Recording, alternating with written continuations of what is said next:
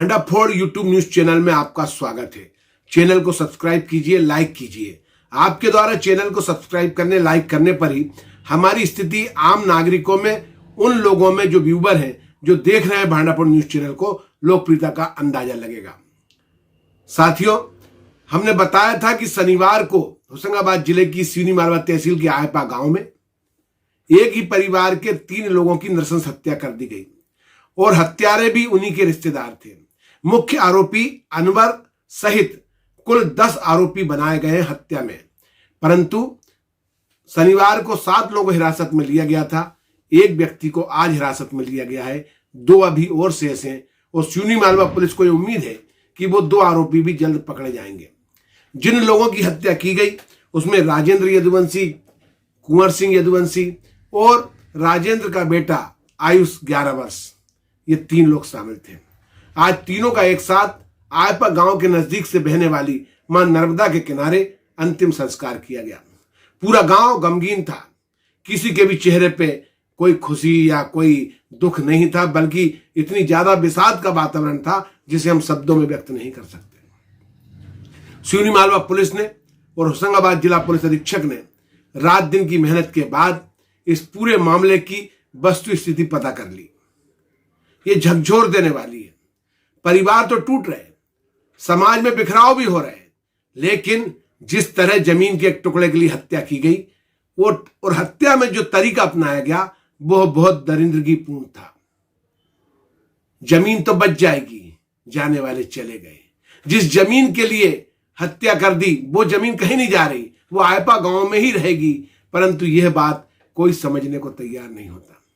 Police ने बहुत मेहनत की, साधुवाद की पात्र है। जिला पुलिस अधीक्षक साधुवाद के पात्र है कि सबकी, उनकी पूरी टीम ने जो रात दिन मेहनत की, उसके बाद वस्तु स्थिति सामने आ गई। 8 आरोपी पुलिस के पास हैं, 2 आरोपी शेष है, वो भी पकड़ा जाएंगे। पुलिस गांव में गश्त भी कर रही है, चौकसी भी बढ़ा रही है। नागरिकों, आप एक बात समझ लीजिए, ग्रामीणों आप एक बात समझ लीजिए कि सबको जागरूक होना पड़ेगा।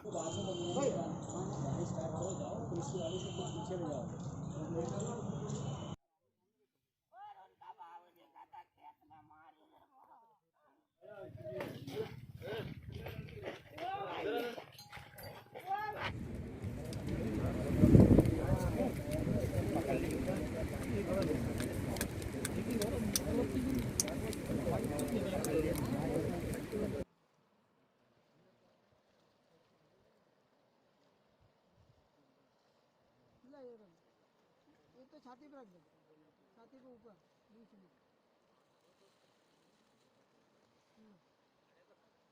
हाँ, मुंह आगे ले। आज जिस तरह आयपा गांव में नर्मदा के किनारे पर उन तीनों का अंतिम संस्कार हो रहा था, लोग देख नहीं पा रहे थे। कोरोना महामारी के चलते सोशल डिस्टेंस के कारण उन सभी का अंतिम संस्कार हुआ।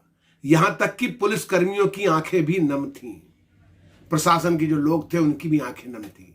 ग्रामीणों का क्या हाल है मैं आपको पहले भी बता चुका हूं। सबसे मेरा निवेदन है कि संपत्ति के लिए विपत्ति को न्योता ना दें। आज ये एक परिवार के 3 गए हैं, मारने वाला भी कुटुंब का ही है, फिर जमीन तो बच गई, लेकिन साथ के 3 लोग चले गए, रिश्तेदार गए, नाती गए, 11 साल का मासूम भी गया।